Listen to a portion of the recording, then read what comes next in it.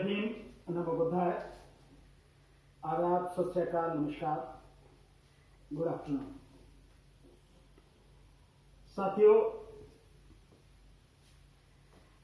जिस समय भी आज बात की जाए, हर समय बड़ी अजीब, बड़ी गंभीर परिस्थिति है साथियों, और इन गंभीर परिस्थितियों को लाने के लिए इस देश में अगर कोई जिम्मेदार है तो केवल एक शख्स है, वो है भारत के प्रधानमंत्री नरेंद्र मोदी और उनके साथ उनकी टीम। और टीम में आप सब जानते हैं कौन कौन लोग हैं। ऐसा कोई नहीं है जो ये नहीं जानता हो कि आज के जो हालात हैं वो किसने पैदा किए। नोटबंदी से देश को बर्बाद किया नरेंद्र मोदी ने। 4 करोड़ से ज्यादा लोग बेघर हुए, 4 करोड़ से ज्यादा लोगों की नौकरी चली गई नोटबंदी में। गरीब पूरी तरह से तबाह हो गया। उनके बुरे वक्त के लिए जो पैसे थे वो तक निकलवा लिए गए, और वो सारे पैसे कहां गए साथियों? आप सब जानते हैं। जो देश को लूटने वाले लुटेरे हैं और जो लूट लूट कर सरकार के संरक्षण में विदेश भाग गए और आज वहां विदेशों में बैठे। वो लूट के ले गए 10,000, 15,000, 20,000, 5,000, और यहां उनकी संपत्ति कितनी कब्जे में लेगी? 25 करोड़, 100 करोड़, 200 करोड़, 300 करोड़, 400 करोड़, बस हजारों करोड़ में लूट के लेके गए वो, और यह संपत्ति उनकी जब्त की गई। इतने जो भी काम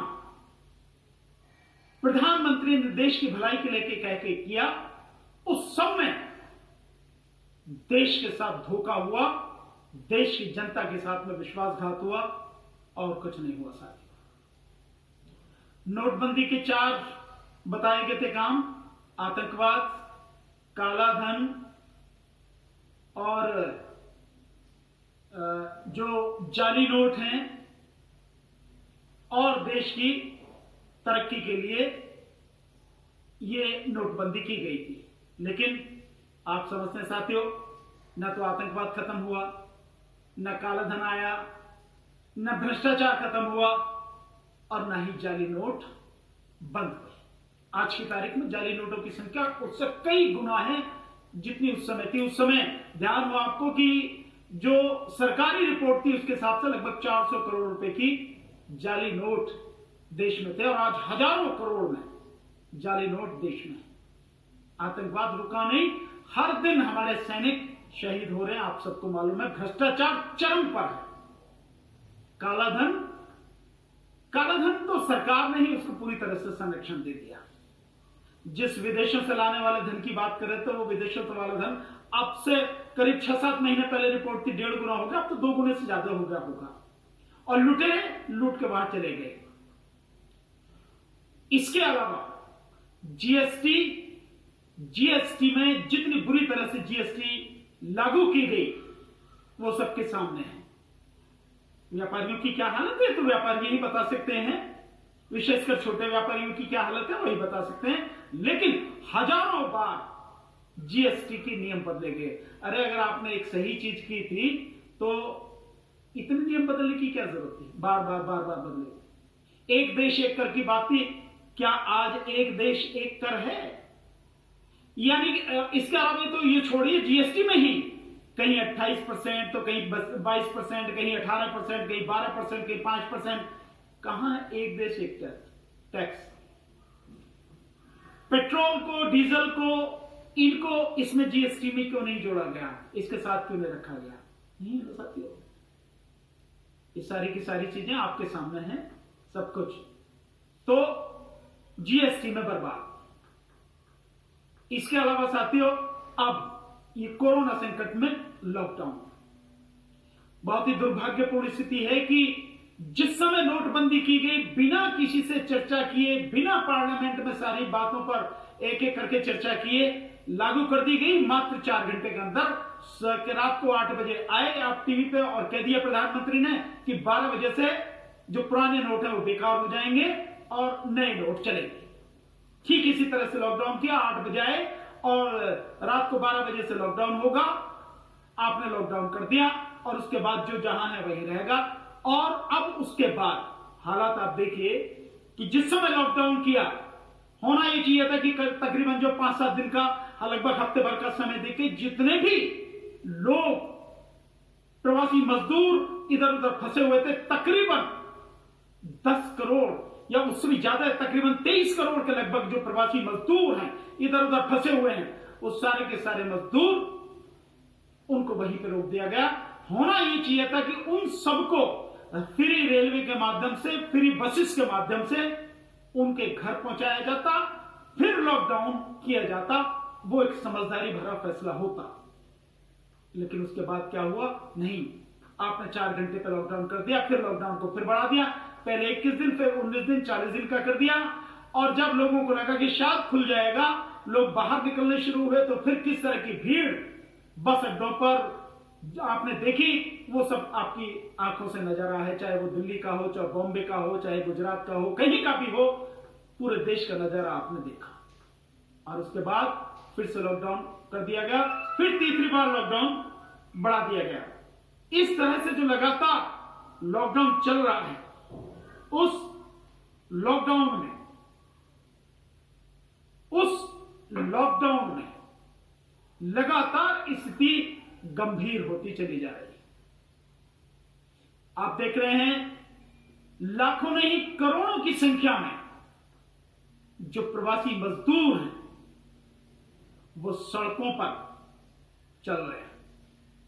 बच्चे हों, बूढ़े हों, गर्भवती महिलाएं हों, बीमार लोग हों, वो सारे के सारे सब लोग सड़कों पर चलने के लिए मजबूर है, क्योंकि उनके पास पैसा नहीं है। सरकार ने कह तो दिया कि जो किराएदार है उनसे किराया ना लें, लेकिन कई ऐसे किराएदार हैं जिनके पास इस किराए के अलावा दूसरा उनका कोई आय का जरिया ही नहीं है, तो वो क्या करें? मजबूरी है, उनको किराया मांगेंगे। और जब नौकरी चली गई, सब कुछ बंद हो गया, पैसा है नहीं, सरकार पैसा दे नहीं रही, तो वो मजदूर क्या करेंगे?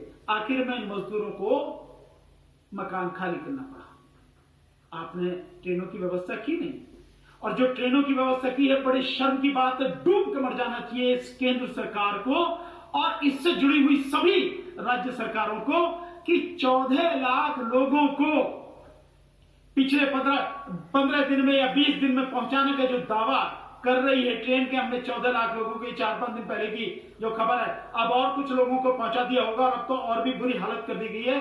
ये भी मान ले अगर कि 20 लाख लोगों को अगर पहुंचा दिया उनके घरों तक अभी नहीं पहुंचे, फिर भी उनके प्रदेशों तक पहुंचा दिया, तो उसके लिए सूचना दी जा रही है रेलवे के माध्यम से कि रेलवे ने इतने लोगों को पहुंचा दिया है। डूब कर नहीं मर जाना चाहिए पूरे रेलवे डिपार्टमेंट को। जो रेलवे डिपार्टमेंट एक दिन में 2 करोड़ से लेकर 3 करोड़ लोगों को इधर से उधर पूरे देश में पहुंचाने की क्षमता रखता है, वो 15-20 दिन में 14 लाख लोगों को पहुंचाने पर बड़ा गर्व महसूस कर रहा है। होना यह चाहिए था कि जितनी क्षमता है उस क्षमता का पूरा सदुपयोग किया जाना चाहिए था और सभी लोगों को अपने घर तक पहुंचा देना चाहिए था। उसके बाद प्रॉपर तरीके से लॉकडाउन होना चाहिए था, लेकिन नहीं। और लॉकडाउन करते करते इस तरह से 4 बार के लिए लॉकडाउन बढ़ गया, और अब 4 बार की स्थिति यह है कि इस चौथे बार का जो लॉकडाउन बढ़ाया गया, उससे पहले ही शराब की दुकानें खोल दी गई। सरकार के पास पैसा नहीं। मैं एक बात जानना चाहता हूं कि जब सरकार ने सब कुछ प्राइवेट हाथों में सौंप दिया, हर सेक्टर प्राइवेट सेक्टर के लिए खोल दिया गया, हर क्षेत्र प्राइवेट के लिए खोल दिया गया, निजी हाथों में देने का सरकार ने फैसला ही कर लिया, तो जब सरकार कुछ कर ही नहीं रही, सरकार कुछ करेगी ही नहीं, सरकार को किस बात के लिए पैसे की जरूरत है? किस बात के लिए सरकार को पैसा चाहिए जब तुम कुछ कर ही नहीं रहे? कोई उद्योग धंधे तुम करते, लोगों को रोजगार देते, लोगों की गरीबी तुम दूर करते, लोगों को सीधे उनके हाथों में, उनके बैंक अकाउंट्स में पैसा पहुंचवाते, इस बुरे माहौल में, तब तो समझ में आता था। तो जब तुमने सब कुछ खत्म ही कर दिया और तुम कुछ करने की जिम्मेदारी ही नहीं ले रहे, तो तुम्हें पैसा किस बात के लिए चाहिए? किस बात के लिए चाहिए तुम्हें पैसा? लेकिन सरकार को पैसा चाहिए, इसलिए सरकार ने खोल दिया शराब की दुकानें, तो जो लॉकडाउन का मसला था वो वहीं खत्म हो गया। लॉकडाउन उसी दिन खत्म हो गया जिस दिन शराबियों के लिए तुमने दुकानें खोलती। शराबियों के लिए क्या कि तुमने जिस दिन अपने खजाने के लिए भरने के लिए लॉकडाउन खोल दिया शराबियों के नाम पर, उसी दिन लॉकडाउन खत्म हो गया। तुमने सब कुछ बर्बाद कर दिया। जिस समय उसको सख्ती से पालन करने की जरूरत थी तुमने उसी समय उसको खत्म कर दिया। और अब तुम्हारी बहुत बड़ी मजबूरी होगी, धीरे धीरे धीरे धीरे प्रदेश सरकारें ये सारी चीजें खोलने जा रही हैं कि पूरी तरह से लॉकडाउन खत्म हो जाए। मुझे लगता है, अगर मैं गलत नहीं हूं तो मेरा आकलन यह है कि इस 31 मई के बाद पूरे देश में लॉकडाउन खुल जाएगा।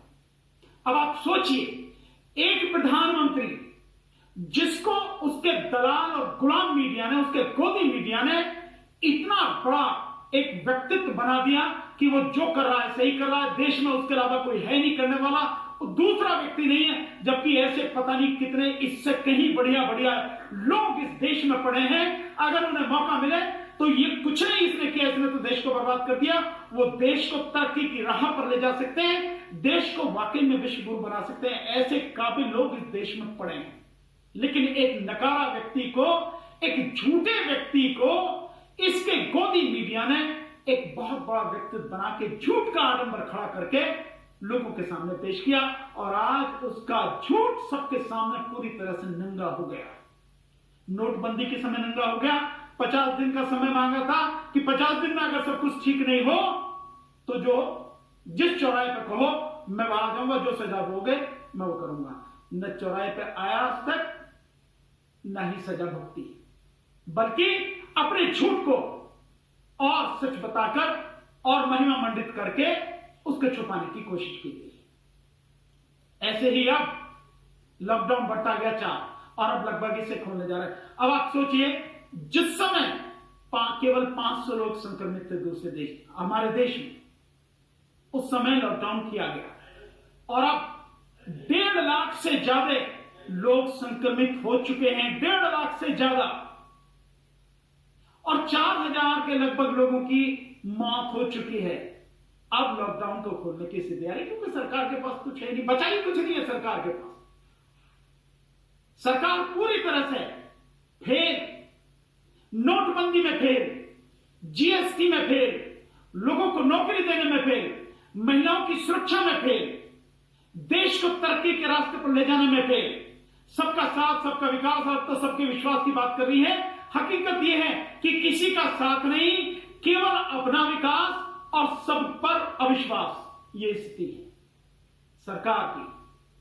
और साथियों, इसके अलावा अब जो है, जब पूरी तरह से हो गया तो अब एक शगुफा छोड़ा जा रहा है और ये प्लानिंग की जा रही है जिसमें वो दलाल मीडिया, वो गुलाम और गोदी मीडिया, वो भी जो तलवे चाटता है, वो भी अब कहने लगा है। एक नया परसेप्शन गढ़ने की जो कोशिश शुरू हो गई, काम शुरू कर दिया गया है कि अगर लॉकडाउन उस समय नहीं किया जाता तो अब तकरीबन अब तक 35 से 40,000 लोगों की मौत हो चुकी होती और कई लाख लोग संक्रमित हो गए होते। ये एक वो तो अब इस लॉकडाउन को, जिसमें पूरी तरह से फेल हुए, नरेंद्र मोदी प्रधानमंत्री पूरी तरह से फेल है, उस लॉकडाउन को सही साबित करने की कोशिश की जा रही है। प्रधानमंत्री के झूठ को, प्रधानमंत्री की असफलता को सफलता में बदलने का प्रयास किया जा रहा है। कब तक करोगे तुम ये सब धोखा देश की जनता के साथ में? कब तक देश की जनता को झूठ बोलोगे, गुमराह करोगे, उसको धोखा दोगे और उसकी पीठ में छुरा भोंकोगे? कब तक? सब कुछ नजर आ रहा है, जनता कुछ भी ऐसा नहीं है जिसे नहीं जानती हो। तुम्हारे झूठ को, तुम्हारी बेईमानी को और तुम्हारे इस क्रूर मजाक को तुम जनता के साथ में जो कर रहे हो, पूरे देश की जनता देख रही है, पूरी दुनिया देख रही है।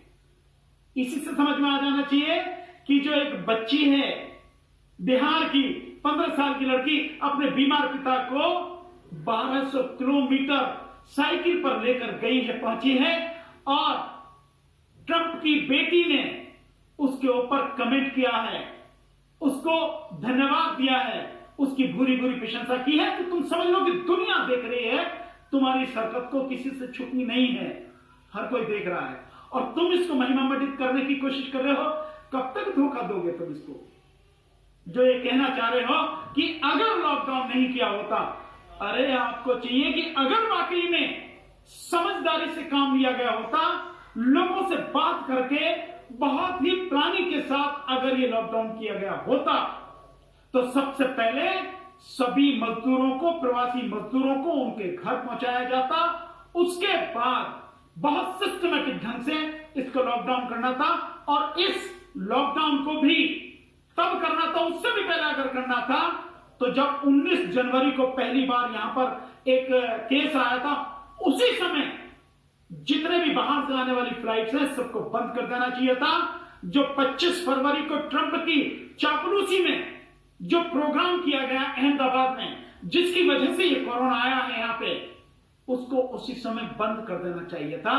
वो प्रोग्राम बिल्कुल पोस्टपोन कर देना चाहिए, अगर खत्म नहीं तो कम से कम पोस्टपोन कर देना चाहिए था। उनको किसी को भी आने की अनुमति नहीं देनी थी, और विदेशों से कोई भी जो भी आया था 19 तारीख को अगर सारी फ्लाइट बंद कर दी जाती तो इस देश में कोरोना आता ही नहीं, यहां स्थिति होती ही नहीं।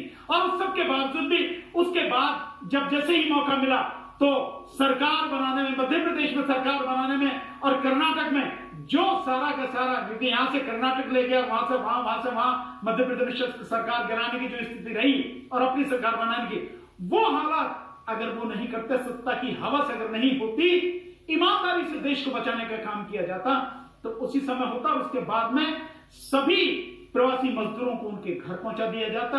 उसके बाद सिस्टमेटिक ढंग से लॉकडाउन किया जाता, और उसके बाद पूरी तरह से पूरी फोकस इस पे की जाती।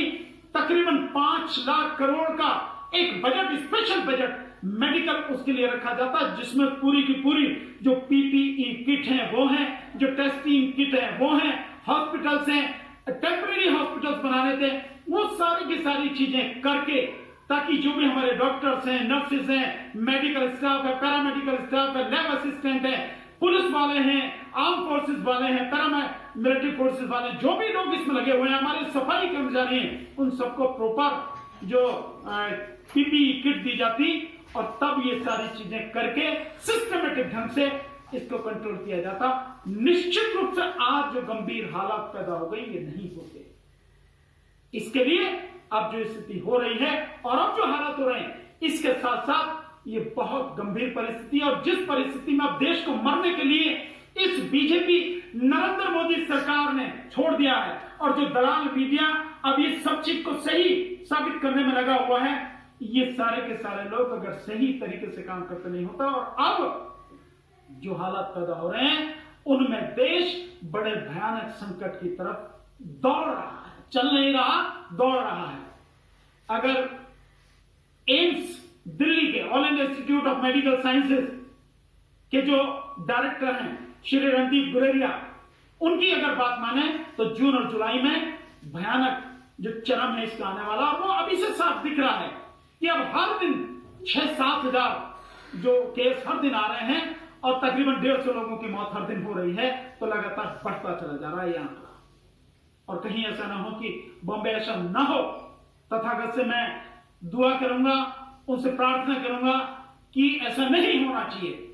पर अगर हुआ तो बॉम्बे ऐसा लग रहा है जैसे न्यूयॉर्क बनने की स्थिति की तरफ भाग रहा है, जिस तरह से वहां पे केस निकल रहे हैं। और वहां पे तकरीबन 1700-1800 पुलिस वाले जो हैं वो संक्रमित हैं, और 15 के आसपास संक्रमित जो है पुलिस वालों की मौत हो चुकी है। तो ये सब कुछ पूरी तरह से इसके लिए कौन जिम्मेदार है? एक ही शख्स जिम्मेदार है, वो है नरेंद्र मोदी, जो अवतरित होता है एक ईश्वर की तरह और आके कहता कि नहीं, इस समय से 4 घंटे बाद 12 बजे से ये बंद, 8 बजे आए और 12 बजे से ये सब कुछ बंद। और उस बंद का नतीजा ये है कि देश भयानक स्थिति में पहुंच रहा है। क्या है, रही बॉम्बे की, महाराष्ट्र की, तो वहां पर उद्धव ठाकरे को जिम्मेदार ठहराया जा रहा है। उद्धव ठाकरे कैसे जिम्मेदार है, जरा ये भी बता दो भाई। जिम्मेदार उद्धव ठाकरे ने तो लॉकडाउन नहीं किया, लॉकडाउन तो नरेंद्र मोदी जी ने किया है। तो प्रधानमंत्री अपनी जिम्मेदारी क्यों नहीं लेता?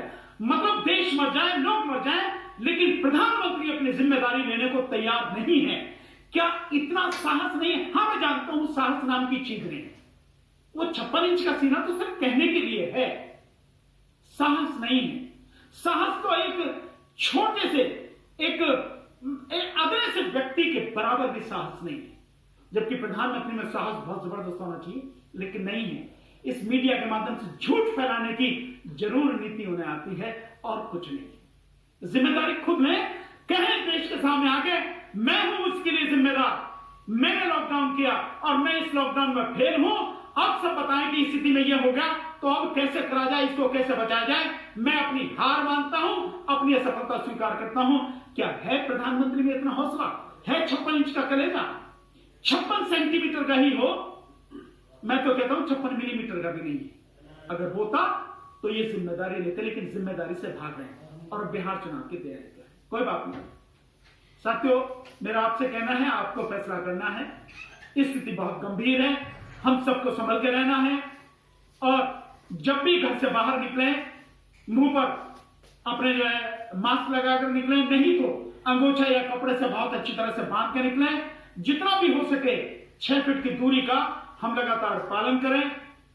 हाथ जितना भी संभव हो सके हम हाथ धोएं बाहर से जब भी आए, और हर चीज को देखते हुए संभल के रहें साथियों, क्योंकि सरकार बचाने वाले नहीं, आप ही को बचना है, अपने आप बचना है। आपकी सुरक्षा आपके हाथ है, अपने आप को बचा पाओगे तो इस बीमारी से बच जाओगे, नहीं तो बचाने वाला आपको कोई नहीं है। सरकार पूरी तरह से ठीक है।